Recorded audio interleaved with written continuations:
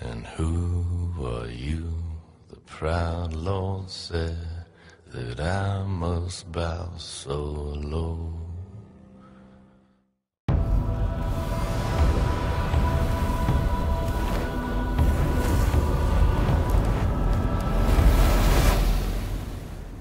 What's up folks, my name is Sir Medieval and today we'll be going into some news specifically dedicated to Chronicles of Elyria. In the past few months there's been a lot of anticipation in regards to their domain and settlement selection, and during that time Soulbound Studios has provided us with some very cool details of the pre-Elyria client progress alongside some lore and community information. Whether it's our occasional dose of shiny thread on the forums packed with information about the game and its mechanics, updates to the domain and settlement selection thread that they provide, or even the developer journals, SBS has been amazing at providing updates regarding the game over the past few months, and I'm sure everyone is extremely grateful. Especially because these days we're lucky to get any sort of communication at all. Too often that communication aspect is neglected and you may not get more than a newsletter or two every few months. But kicking it off today with some cool news, recently Snipe Hunter provided us with the thread called, "Sometimes all it takes to shine is a little polish." And in this thread he goes into his favorite thing coming from the week, which is all the polish going into the combat system. Their focus thus far has been around applying things like visual special effects and audio cues to the combat experience to both liven it up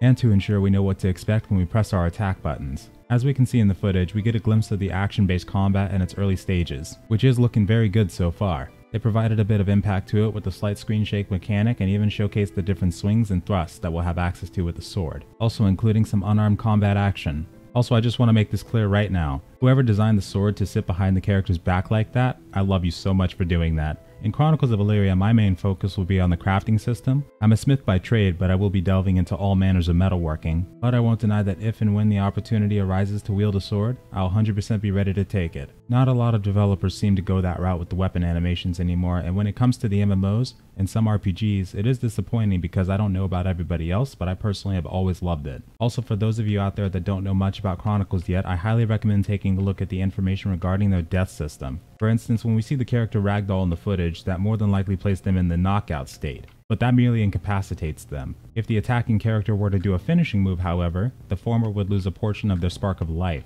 I'll also leave a link to the Chronicles Discord in the description below. We also get some footage of walking around in their pre-alpha dungeon. So far it seems to be a bit of a showcase of how they design their interior. Dungeons are also something that will be a part of Chronicles of Elyria. With the release of domain and settlement selection maps, which we'll go into in a second here, we're able to see how abundant caves will be in our chosen settlements. What lay inside them is still to be determined, but I would imagine that some may look similar to this, and that they will definitely contain ore. I'm personally looking forward to some more footage regarding the crafting system, and perhaps a look at combat in a small skirmish scale or NPC interaction, whether it's with bandits or merchant travelers out in the world. There's so much to hope for when it comes to the world of Chronicles, and I can't wait to see it. As for a quick note, they've also recently released a limited time event for the county upgrades. If you're an existing owner of the mayor title, you're able to for a limited time turn it into a count or countess one. It's important to note that this only upgrades the title and does not give additional pledge package rewards. Also, if you do own a mayor's title, the price of this upgrade will be around $375 in USD. Something I wouldn't personally be able to go for, but I'm also perfectly content with what I have for a settlement and where we'll be picking. Speaking of which, the final and biggest update of the week is of course that we finally got our hands on the domain and settlement selection map. On the 19th, they've revealed the map in its more detailed version, showing all kinds of different resources, professions, and populations that we would have in the world at a settlement level all the way to the kingdom itself. With this information, all of the kingdoms now have the opportunity to plan and predict on how they would like to proceed, and what we might expect going into the testing phases and launch of the game. At the moment, we're not able to claim the duchies, counties, or settlements as that part of domain selection is still being worked on, but we'll hopefully be getting a date for that in the next few weeks. Between the last time Monarchs picked and now, it's been a few months, so a lot of people are dying for the opportunity to pick their favorite locations of control. We also found out more about the biomes specifically that we'd have land in,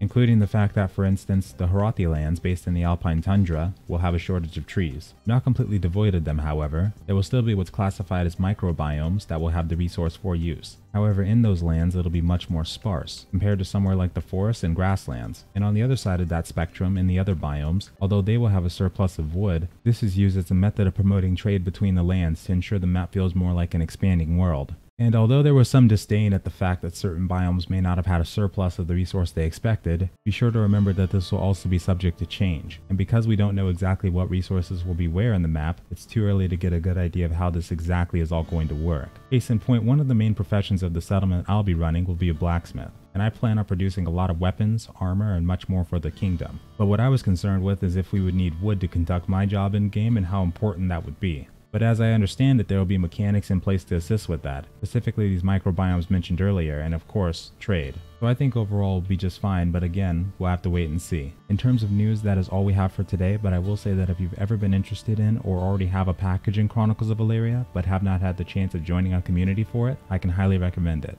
The game itself will still have a long way to go before launch, but it's great to see progress being made.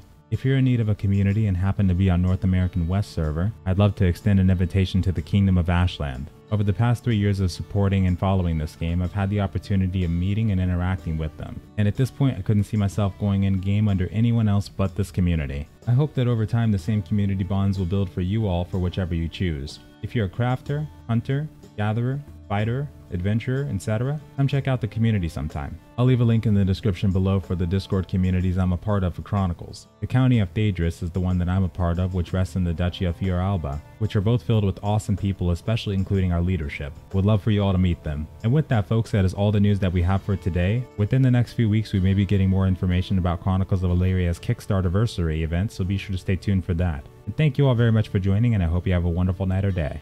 And farewell.